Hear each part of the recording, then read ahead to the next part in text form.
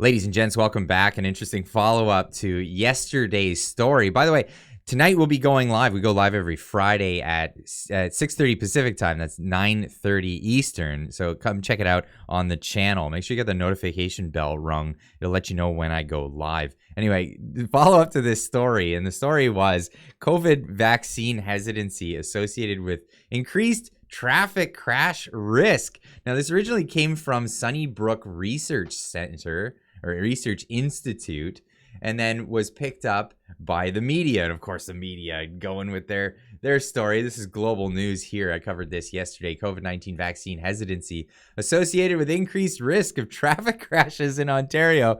A study found.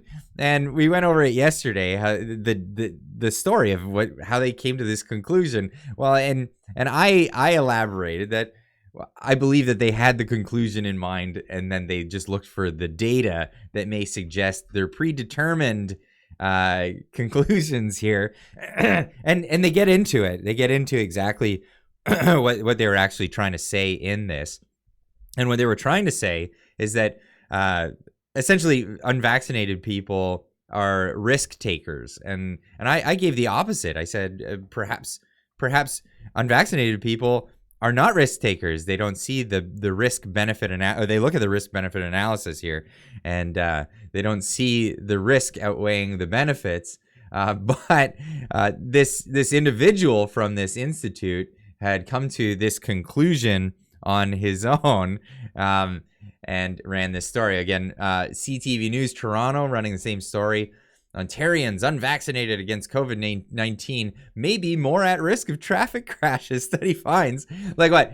And there was no discernment between people who were crashed into and people who were crashees, like the crashee or the crasher.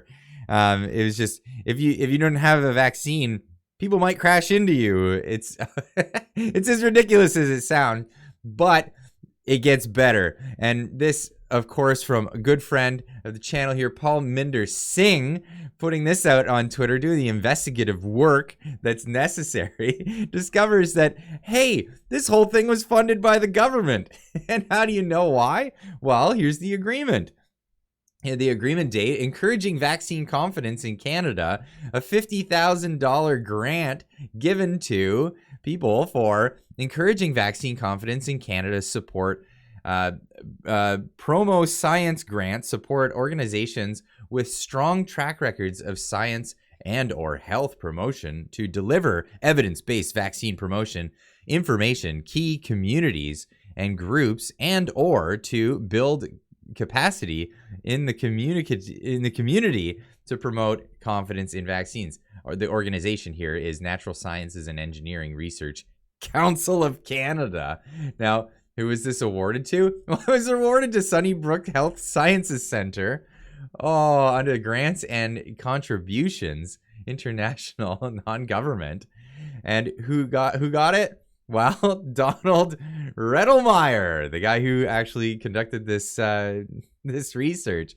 Discovery Research Program's purpose, activities supported by these grants should encourage participants to become discerning consumers of natural sciences and engineers, humanities, social science, and health information. And we have here again, Rettelmeyer, Donald, International Government Agreement, Vaccine Confidence in Canada.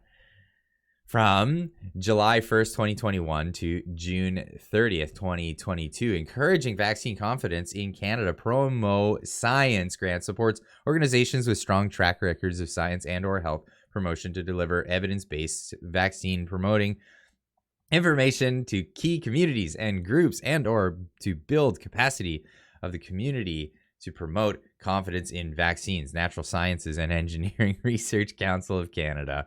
Discovery Research, Toronto, Ontario, and there's the location.